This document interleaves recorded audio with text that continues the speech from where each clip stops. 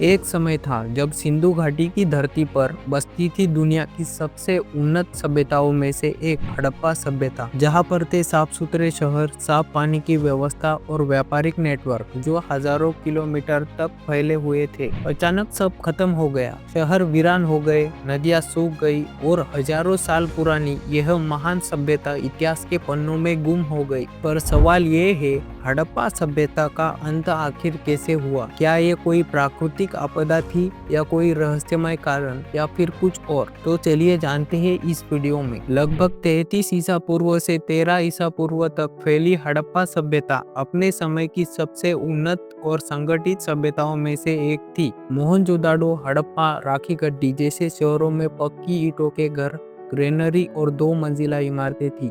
यहाँ की जल निकासी प्रणाली आज भी आधुनिक व्यवस्थाओं को टक्कर देती है। लोग कृषि, व्यापार और हस्तकला में निपुण थे। बिना किसी राजा के ये सभ्यता शांति और व्यवस्था का प्रतीक थी।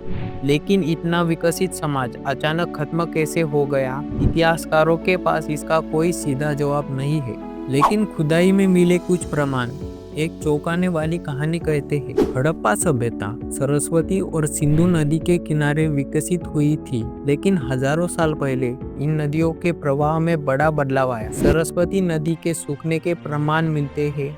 नदियों के बदलते मार्ग ने कृषि और जल आपूर्ति पर बड़ा असर डाला। कुछ वैज्ञानिकों का मानना है कि बार बार की बाढ़ों ने शहरों को बर्बाद कर दिया। तो क्या ये प्रकृति का कोप था? कुछ इतिहासकार मानते हैं कि आर्यों के आगमन ने हड़प्पा सभ्यता को प्रभावित किया। आर्य ग्रंथ में दास और अनार्य जैसे शब्दों का प्रयोग मिलता है। क्या आर्यों ने इन शहरों पर आक्रमण किया और सभ्यता को समाप्त कर दिया? हालांकि रिसर्च इन सिद्धांतों को कमजोर मानती है, क्योंकि युद्धों के स्पष्ट प्रमाण नहीं मिलते हैं। लेकिन कुछ नरकंकालों की विचित्र स्थिति भगदड़ के संकेत जरूर देते हैं। तो क्या हुआ था उस रात? कुछ वैज्ञानिक मानते हैं कि पर्यावरणिक बदलाव, महामारी और सामाजिक विघटन मिलकर इस विनाश का कारण बने। जैसे खाद्य संकट, जल की कमी और जनसंख्या में गिरावट ने शहर को कमजोर कर दिया। शायद लोग धीरे धीरे शहरों को छोड़कर गांव की ओर लौट गए। हड़प्पा का अंत शायद अचानक नहीं, बल्कि ये धीमी प्रक्रिया थी। पर असल में